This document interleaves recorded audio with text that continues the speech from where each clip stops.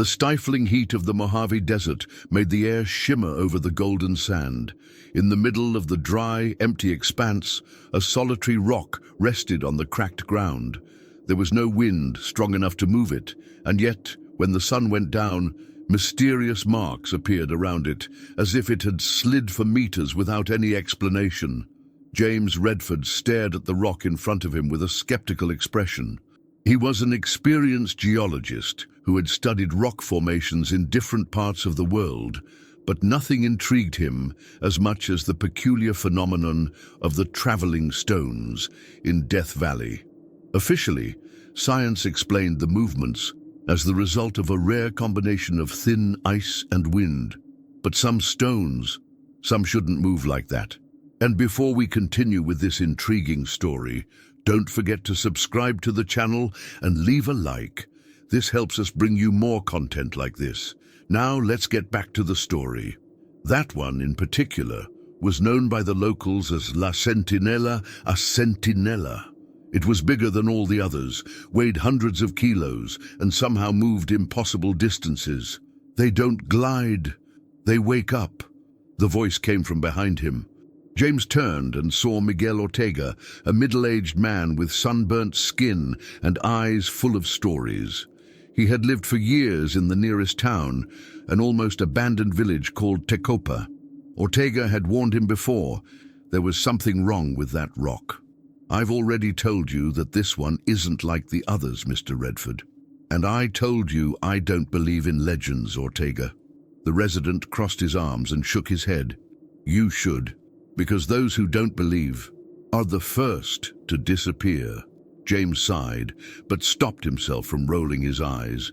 It wasn't the first warning he'd received. Ever since he arrived in Death Valley, he had heard frightening reports about the stone. Many locals claimed that when no one was looking, La Sentinella would rise up, revealing its true form. It was a guardian, a monster made of stone and sand, who walked through the desert devouring lonely travelers. Pure superstition. If this stone is so dangerous, why has no one ever seen it transform? James asked. Ortega gave a sad smile. Because those who see it never come back to tell. That night, James decided to camp near La Sentinella to record any unusual activity. He set up cameras, motion sensors, and even a GPS to monitor millimeter movements. If that rock was moving, he wanted concrete proof. The sky was clear, illuminated by a pale moon and hundreds of twinkling stars. The silence of the desert was absolute. Only the rustle of the wind against the tent's canvas broke the disquieting stillness of the environment. Midnight. James checked the cameras. Nothing. No movement. 2 a.m.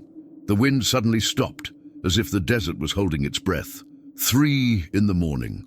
A low, deep sound echoed in the silence, like a distant rumble. James woke up startled inside the tent. He unzipped and stepped outside. The air was heavy. He looked at where the sentinel was and froze. The rock wasn't in the same place. He blinked, trying to convince himself that it was a mistake. He looked at the footprints around him and compared them with the GPS images. The rock had moved at least 3 meters backwards. There were no marks around it, no sign that anything had pushed it. It had simply moved on its own. James's chest tightened. His skepticism screamed that there was a logical explanation, but his mind couldn't find it. Then he noticed. In the sand next to the stone, there was something that hadn't been there before, a footprint. But it wasn't an animal's, it wasn't human, it was gigantic, and it had 3 deep claws embedded in the dry ground. James felt sweat trickle down the back of his neck, even in the cold early morning breeze. Footprints at that height and that big? His brain began to work out 1,000 rational possibilities. Perhaps a rare erosion phenomenon? Perhaps an optical effect caused by the sand? Maybe. The sound came again. A dull thud, like something heavy moving. He looked at La Sentinella. She looked bigger. The moonlight cast strange shadows on the stone, and for a moment James had the distinct impression that the surface of the rock seemed to be pulsating, as if it were alive. He turned to run to his equipment, but tripped over a stone and fell to his knees in the sand. Before he could get up, he felt a brutal shiver run down his spine. Someone was after him, or something. James's breath caught in his throat. He slowly turned around. There was nothing, just the desert, just silence, just La Centinela and its strange shadows. He took a deep breath, trying to calm down. Maybe he was tired. Maybe his mind was playing tricks on him. But then he heard it. A whisper. Low, drawn out, like the wind passing through a rocky crevice. It wasn't in English, it wasn't in Spanish. It was an ancient language, something he couldn't understand, but somehow he understood perfectly. You woke me up. James couldn't move. His whole body froze. His eyes were stuck on the rock. La Centinela was no longer in the same place. She had turned towards him, or at least she seemed to have turned to face him. His heart raced. He finally managed to react and ran for his equipment. He grabbed his flashlight and threw it against the stone. The light flickered and revealed something that made his blood run cold. Cracks. Eyes inside the cracks. And then something moved. La Centinela took a breath. James felt the ground shake beneath his feet. The guttural sound reverberated through the desert again. But now it wasn't just a bang. It was a rumble. Something giant was waking up, and he was alone. The ground beneath James's feet shook as if something colossal was stirring beneath the sand. The desert air, once dry and still, now seemed charged with electricity, as if a storm was about to descend upon it. But there were no clouds, no wind, just La Centinela, the rock that was never supposed to move, and which was now breathing.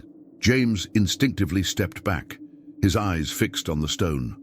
The cracks in its surface had expanded, revealing shapes that looked like natural fissures, but which, in the dim light of his flashlight, looked like eyes. Black cracks, as if something ancient and hungry was awakening from its slumber.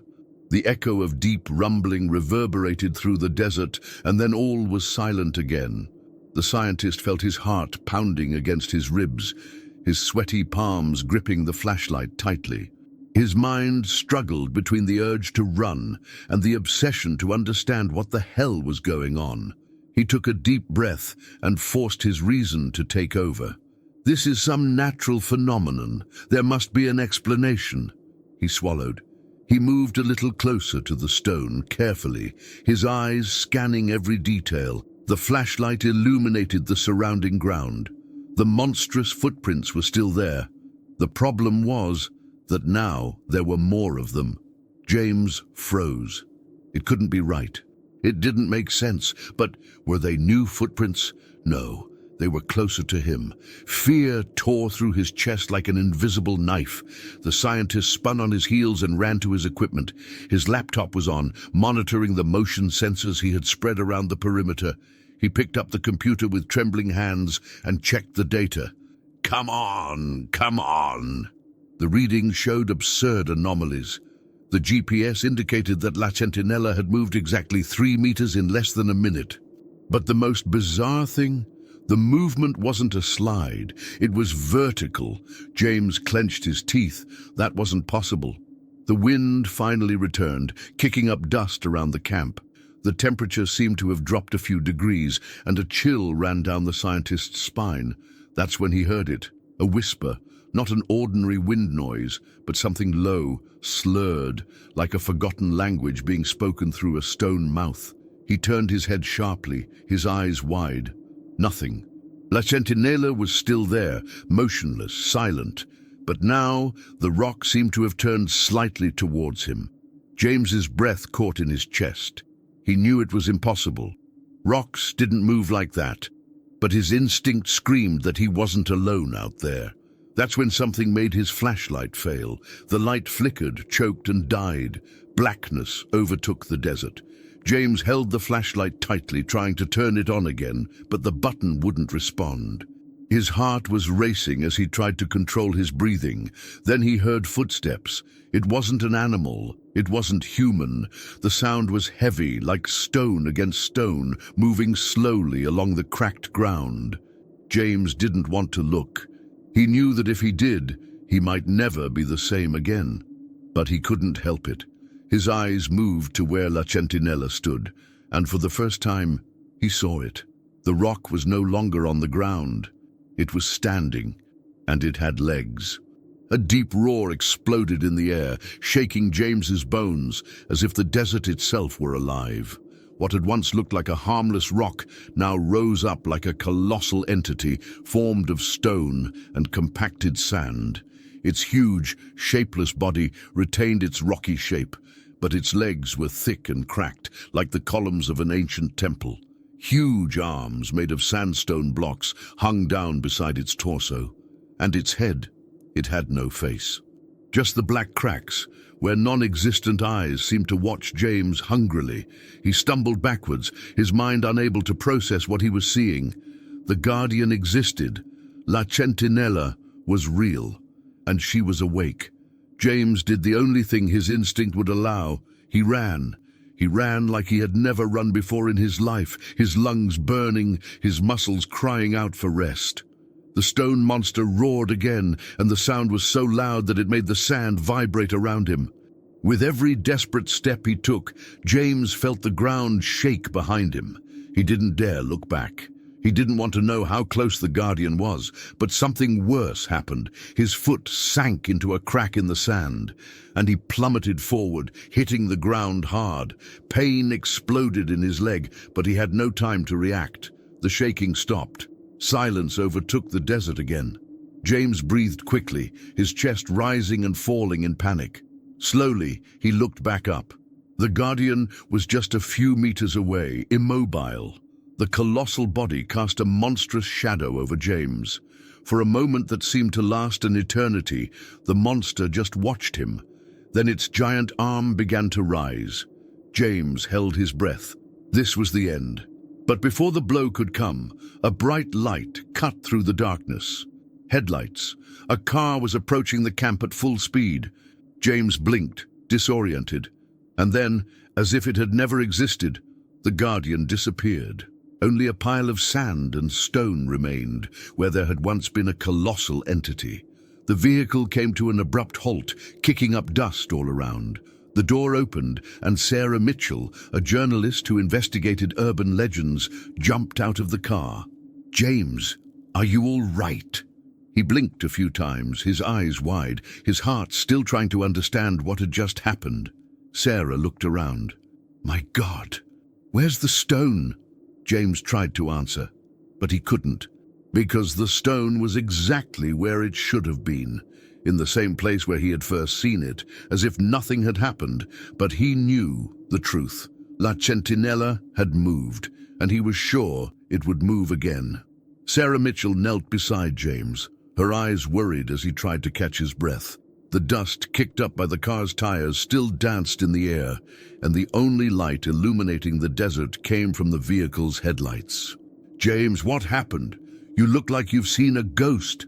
He opened his mouth, but no words came out. How could he explain? How could he say that he had seen a rock stand up on two legs and turn into something colossal?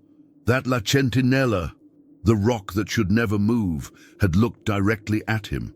Sarah followed his gaze to the unmoving stone in the center of the desert. "It can't be." The journalist slowly stood up and walked over to La Centinella. James felt a chill as he saw her approach, as if the rock might suddenly awaken again. But nothing happened. Sarah ran her hand over the rough surface, frowning. "She's hot," she murmured. "Very hot, as if she'd been exposed to a fire." James finally found his voice. "She moved." Sarah turned to him. "What do you mean? Did you see it?" James hesitated. If he told the truth, she'd probably call him crazy. But he saw it. He felt it. She stood up, turned into something. Sarah's gaze changed immediately. She didn't laugh. She didn't joke. She just stared at him with intensity. "So it's real." James and Sarah sat inside the car, sheltered from the cold wind that was now blowing across the desert. Sarah opened her laptop and showed James what had brought her there. "I didn't tell you everything when we first talked." She typed quickly and opened a folder full of old files, with black and white photos and newspaper clippings yellowed by time. "I did some research on La Centinela before I came. I found some articles about the sliding stones, but buried in the newspaper archives from the 1940s, I found something strange." James scrolled down, absorbing the headlines. "Explorer disappears in Death Valley. Last clue, a mysterious stone. Abandoned camp found near La Centinela. No body, only unknown footprints. Man claims stone in desert spoke to him before his disappearance." James felt a chill. "So it's happened before." Sarah nodded. "And it always happens the same way. The victims disappear without a trace. The only pattern is the stone." She clicked on another file, revealing a scanned diary. This was written by a guy called Henry Lasseter in 1903. He was a British explorer who came to study the strange phenomena of Death Valley. It was the last thing he wrote before he disappeared. James read it aloud. "She whispers in the wind. She sleeps under the sun, but when the moon is right, she rises. He who sees her eyes never returns. The desert has a guardian. He chooses who can pass and who must stay." James looked at Sarah, his mind racing. "This can't be a coincidence." "It isn't." Sarah pulled out another old photo. "There's something else." James looked at the image of a smiling man holding an explorer's hat. "This is Henry Lasseter." James frowned. "So what?" Sarah opened her cell phone camera and showed the last picture she had taken of La Centinela. "Look closely at the side of the rock." James's eyes widened. The surface of La Centinela had new cracks. But as he looked more closely, he noticed something that hadn't been there before. A mark engraved in the stone. Not a symbol, not a natural crack. It was a name. H. Lasseter. James's breathing faltered. That wasn't there before. Sarah looked at him seriously. "I know." James got out of the car quickly and ran to La Centinela, his heart racing. He ran his fingers over the engraved name, feeling the roughness of the rock. It wasn't a painting, it wasn't a recent scrawl. It seemed that the stone had absorbed the name over time. He turned away, trying to organize his thoughts. If the stone really moves, if it really devours those who see it. He hesitated, feeling the weight of the conclusion forming. "Then it keeps a piece of each of them." Sarah nodded. "That's right. And if she bears the name, maybe she bears more than that." James felt a chill run down his spine. He hadn't slept. He hadn't blinked long enough to hallucinate. He saw La Centinela move. He heard her voice. And now, all the evidence suggested that he wasn't the first. He swallowed. "If it's true, then I'm marked too." Sarah remained silent. James turned slowly towards the stone. The wind blew around him, and for a brief moment, he had the feeling that the rock was watching him back. The desert was alive. La Centinela had chosen her next name. The two decided not to spend another night there. They quickly stowed James's gear and drove to a small lodge in the village of Tecopa. Sarah spent the night going through the files. James, on the other hand, couldn't close his eyes, because every time he tried to sleep, he heard the whisper, "You saw me." The next morning, when Sarah woke up, James was sitting up in bed, pale and in a cold sweat. She approached him, worried. "James, what's wrong?" He looked up at her. "I heard it." Sarah frowned. "Heard what?" James hesitated before answering. "The stone." She called me by name. Sarah remained silent. Her face tensed, and James realized that she knew what it meant. He couldn't ignore it any longer. He could no longer pretend that it was just a strange rock in the middle of the desert. La Centinela had awakened, and now she wanted James Redford. The silence in Tecopa's small lodge was almost as suffocating as the desert. The ceiling fan whirred lazily, casting flickering shadows on the weather-yellowed walls. James kept his eyes on the table where Sarah had spread out her documents and photos, trying to find a pattern between the disappearances, but he no longer needed patterns. He knew it. La Centinela had marked him, and he knew with terrifying certainty that if he didn't find a way to break this curse, he would disappear like the others. Sarah watched James in silence. He seemed a shadow of the skeptical, rational man she had known. His eyes were deep-set, his beard unshaven, and his skin sweaty as if he were feverish. He hadn't slept, because every time he closed his eyes, he heard the stone whispering his name. "We need to get out of here." Sarah broke the silence. James shook his head. "I can't." Sarah frowned. "What are you talking about?" He finally looked at her. "If I run away, she'll find me anyway. I need to understand how this works. I need to know how to stop it." Sarah sighed, pressing her lips together. "And how do you intend to do that? By going back there?" He didn't answer, but she already knew the answer. Against any sense of self-preservation, James and Sarah returned to Death Valley that afternoon. The sun beat down on the golden sand, making the air almost palpable. The desert was treacherous, a lifeless expanse, but James knew that underneath that apparent tranquility, something was waiting. They reached the spot where James had camped and where it had all begun. The equipment he had left behind was still there, partially covered in sand. But something was different. La Centinela had moved again.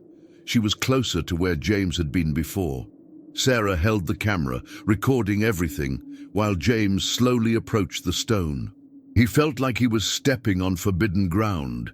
Every step felt like a mistake. Every breath felt like an invitation for something to watch him. He reached out and touched La Centinela. The instant his skin came into contact with the rock, James was torn from reality. The desert disappeared, the sky, the sand, the wind, everything dissolved. He was in a different place now, an ancient place. There was a ruined temple around him, its columns buried in the sand, carved with symbols he didn't recognize. The wind blew warmly, bringing with it murmurs, whispers in a forgotten language. And then he saw it. They were kneeling in front of La Centinela, men and women dressed in ceremonial robes, their cloaks faded by time, were bowing before the stone as if to worship it. No, as if they feared it. James tried to move, but he was paralyzed. The crowd murmured something, repeating the words like a mantra, "Sophetem Re, Sophetem Re." The rock began to rise, and then, for the first time, he saw the true form of the Guardian. It was colossal, bigger than any creature James could conceive of. Its body was made of the earth itself, and its eyes were not eyes. They were black holes, windows into something that didn't belong in this world. The creature raised one of its immense arms, and the crowd screamed. The wind intensified. The sand swirled around the scene. James tried to close his eyes, but he couldn't look away. Then a man among the worshippers stood up. He didn't look like the others. His face was familiar. James was breathless. It was Henry Lassiter, the British explorer who had disappeared in 1903, but he wasn't dead. He was there, stuck in time. Lassiter's eyes were glazed, empty, as if he no longer belonged to himself. He opened his mouth, and when he spoke, his voice wasn't human. "Now you understand." James tried to scream, but was pulled back to reality with a brutal shock. He gasped, feeling his heart hammering against his chest. His body was covered in sweat. Sarah held him by the shoulders, her eyes wide. "James, what happened?" "You fainted for a few seconds." He took a deep breath, trying to find the words. "I saw." He looked at La Centinela, and for the first time he realized what she really was. She wasn't just a rock. It wasn't just a monster. It was a gate.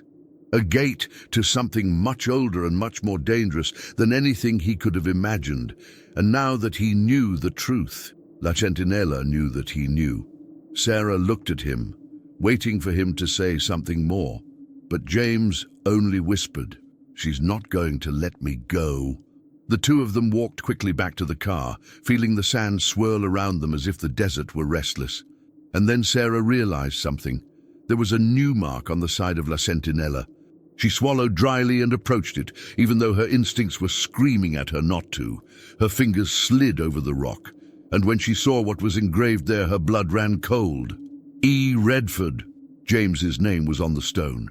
He was already part of it. Sarah took a step back, horrified. James. His name. But he already knew. He could already feel it. The Guardian had chosen his next victim, and there was no escape. James's name was engraved on La Centinela. Sarah stepped back, her eyes wide with terror. Her heart was beating so hard she could hear it in her ears. She turned to James, expecting to see him react, scream, do something. But he didn't seem surprised. He just stared at the stone, his lips parted, his eyes fixed on the recording as if he had known it would happen. Sarah swallowed. James, we have to get out of here. James remained motionless for a long moment. Then, without saying a word, he turned and started walking back to the car. Sarah hesitated for a second before running after him. They got into the vehicle and drove off as quickly as possible, but Sarah knew none of it was over. The city of Tecopa seemed even quieter than the night before. Sarah parked the car in front of the small inn and turned off the engine. Neither of them moved immediately. You haven't said anything since we left. Sarah broke the silence, looking at James. He rested his elbows on his knees, running his hands over his face. What do you want me to say? My name is engraved in stone. Henry Lassiter's diary said that whoever sees the keeper's eyes never returns. And I did. Sarah closed her eyes for a moment. You don't believe you're already doomed, do you? James laughed humorlessly. I don't think it matters what I believe.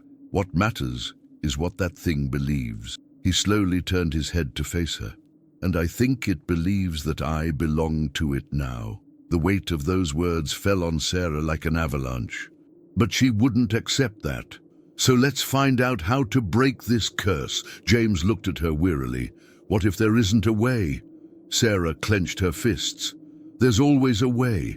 The two of them spent the next few hours analyzing everything they had. The files on the disappearances, Henry Lassiter's diary, the photos, the old maps of Death Valley. It was then that Sarah found something.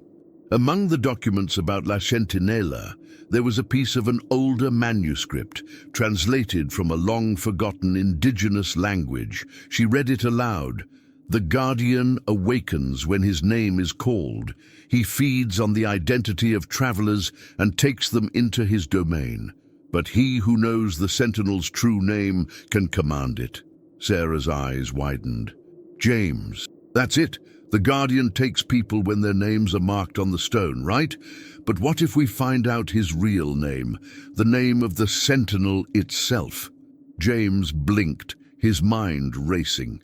If the name is what gives this thing its power, then maybe we can use it against it. But there was a problem. They didn't know the Sentinel's real name, and there was only one place they could find that answer. Back to the desert. Sarah and James arrived in Death Valley shortly after midnight.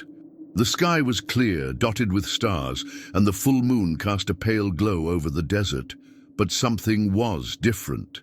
The wind had stopped. The heat seemed to have disappeared. The air was thick, heavy, and La Centinela was no longer where they had left her. Sarah swallowed. My God! She moved again. James felt a shiver run down his spine. He'd known it would happen, but seeing it with his own eyes, it was like facing his own death sentence. Sarah took his arm. If we find the name, we can still stop her. James nodded, but before they could take another step, the desert shook. The ground vibrated as if something gigantic was moving beneath the sand. Then came the sound. Low, guttural, reverberating in the air like distant thunder, the voice of the stone. James Redford, you belong to me. Sarah pulled James tight. Run! The two of them shot across the desert, dodging rocks and cracks in the ground, but there was nowhere to run. Because she was waking up, La Centinela began to rise from the ground, stone peeling away from stone, sand dripping like blood from its cracks. The monstrous figure rose before them, its gigantic arms cracking as it moved. The black holes where the eyes should have been opened, and James felt as if his entire soul was being sucked into them. Sarah screamed, "The name! We need the name!" But James didn't know. He had no idea how to find out. The creature roared, and the whole desert seemed to shake with its fury, and it was then that he realized. The Guardian didn't want to kill him immediately. It wanted to absorb him, take him into himself, turn him into part of the desert, just like Lassiter, just like everyone else. But James wasn't going to let that happen. With a shout, he picked up a stone from the ground and threw it at the creature. "What's your name?" The Guardian paused for a moment. And it was at that moment that Sarah saw something. On the creature's chest, between the cracks, there was an ancient inscription, words from a lost language, the name of the Sentinel. Sarah read it, trying to pronounce the forgotten syllables. "Sophet Emre!" The creature roared in pain. Sarah repeated, "Sophet Emre!" The Guardian began to crumble. Its legs cracked, its arms crumbled into sand, and then, with one last roar, he dissolved completely. Only La Sentinella remained, immobile. No eyes, no voice. James fell to his knees, panting. They had won, but when he looked at the stone, his name was still engraved on it, and he knew it. It wasn't over yet. The silence of the desert had never seemed so oppressive. Sarah knelt beside James, still panting, her eyes fixed on the still surface of La Sentinella. The rock was back to its inert state, without the dark eyes, without the overwhelming presence of the Guardian. But something was wrong. James's name was still engraved on the stone. He touched the letters with his fingertips, feeling the roughness of the rock, the weight of what he couldn't understand. The desert had changed, but the curse had not been broken. Sarah wiped the dust from her face and looked at him. "What does this mean? If we destroyed the Keeper, why is his name still there?" James closed his eyes for a moment. His mind was racing. He thought about the old documents, Henry Lassiter's diary, the whispers he had heard every night since he had first touched the stone. And then the truth hit him. He didn't destroy the Keeper. He took his place. James staggered backwards, breathing hard. "No, it can't be." Sarah frowned. "What is it? What did you notice?" He looked at her, pale. "The Sentinel always needs a guardian." Sarah's blood ran cold. "What?" "Every cycle a new name is chosen, and the old one disappears. It doesn't die, it becomes part of the stone." Sarah shook her head. "No, it couldn't be, but it made sense. Henry Lassiter never died. All the missing people were never found. They weren't dead, they were the stone, and now James was destined to be next." James began to walk away from Sarah, his eyes wide, his mind panicked. "If I stay here, I'll disappear. I don't know when, I don't know how, but it will happen." Sarah looked around, desperately trying to find a solution. "No, there has to be a way. We find out the Sentinel's real name. We defeat the Guardian. There has to be another way to break it." But James already knew the answer. He felt it. Deep down in his soul, he felt the stone calling to him. It was an irresistible call, a final call. "Sarah," his voice shook, "if I disappear, I want you to tell this story. I want the world to know." "No!" Sarah shouted, grabbing his arm. "You're not going to disappear. We'll find a way." But James just smiled. "You're a journalist. If there's anyone who can stop this happening to other people, it's you." She pressed her lips together, tears threatening to fall. "James, please." He touched the name to the stone once more, and then the desert went dark. The moon disappeared. The wind ceased. Sarah blinked, confused. Time seemed to have stopped. She looked around, trying to find James, but he was no longer there. Her heart raced. "James?" Nothing. She ran over to La Sentinella, running her hands over the rough surface, looking for any trace of him. And then his name disappeared. Absolute terror seized her. James Redford no longer existed. He was the stone now, or worse. He was the new Guardian. Sarah stood there for hours, unable to accept what had just happened. The desert seemed to mock her, quiet and infinite. She knew that no one would believe her, but she wouldn't forget. The sun began to rise over the horizon, and Sarah finally stepped away from the rock, her legs weak, her eyes dry from crying. Before leaving, she took one last look at La Sentinella, and for a brief moment, she had the impression that the stone was breathing. Sarah Mitchell was driving along the deserted road, the sun beginning to rise over the horizon. Her hands trembled on the steering wheel, her mind repeating James's last words like an endless echo. He's gone. No, he's been taken. Every kilometer she drove took her further away from Death Valley, but the feeling that something was watching her didn't go away. It was as if the whole desert had invisible eyes, and now it knew her name too. She needed to get out of there. She needed to tell the world. But deep down, Sarah knew that no one would believe her. 10 days later, Sarah published an extensive article on the phenomena of the sliding stones and the mysteries of Death Valley. But she omitted the truth. She didn't mention La Sentinella by name. She didn't mention James Redford because deep down she knew. If she wrote his name down, if she revealed everything, the curse could continue. The Guardian always needs a new name. It always needs a successor, and Sarah wouldn't give him anyone else. Months passed. The desert remained untouched, implacable. Curious tourists continued to visit Death Valley, taking pictures of the rocks that moved on their own. Scientists still debated ice, wind, and erosion, but no one was talking about La Sentinella. Nobody was talking about James Redford, until one morning a group of explorers found something strange engraved on one of the rocks. It was a name that nobody recognized, but somewhere Sarah Mitchell knew exactly what it meant, because deep down she knew that James was still there, waiting, calling, ready to choose the next one. What did you think of this outcome? Leave your opinion in the comments. We'd love to know what you think.